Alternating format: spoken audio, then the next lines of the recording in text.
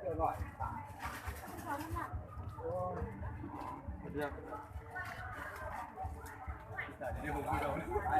ไล่ว่าจังไรผมหน่อยถึงพระเจ้าเล่นว่าย่างจะคิดว่าวันหนึ่งได้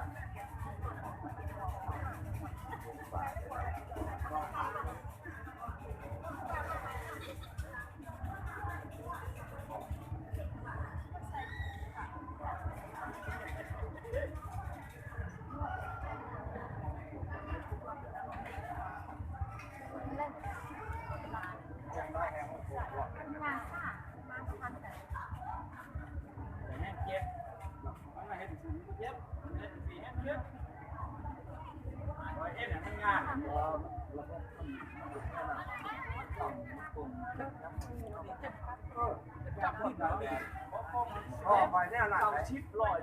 วันนอนรถใหม่เลยแล้วยืนไปตามจังหวะอย่างนั้นแล้วบอกเมื่อเห็นคนใหญ่ตะกี้แล้วใส่มันกระเท่านะมันจะบุโรกกระเท่าบุโรกชื่อกระเท่าเขาได้ไร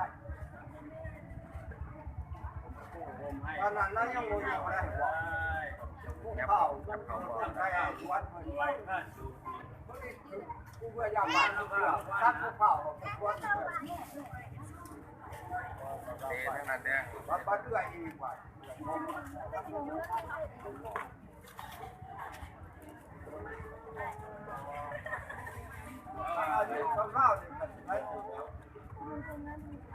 วันนี้ว่าไม่เอาก็มาเท่าพิษกันดูร้านอะไรง่ะมีเราหายใจ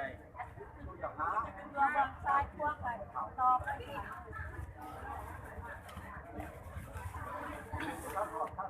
อยากวันเนี่ย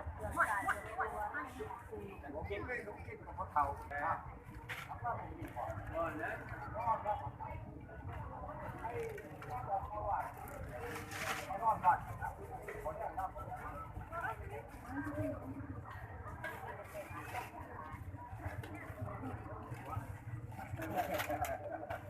ฝาสัญญาณเขาเลย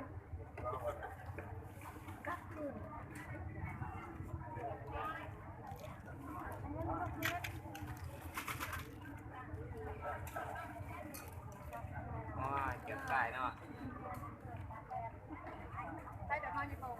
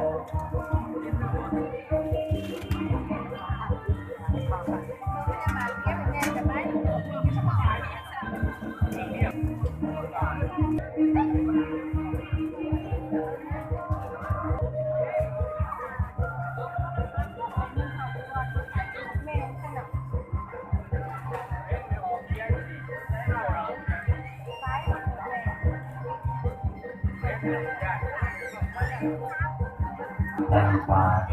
กำลังจะถึงจุดนอนผู้ที่ไหนนี่เพราะว่าจะเป็นกำไรนอนอยู่ในนอนเรื่องอะไรต่างกันโตจากที่ในบ้านแล้วว่าจะได้เก็บเรื่องของเราเอง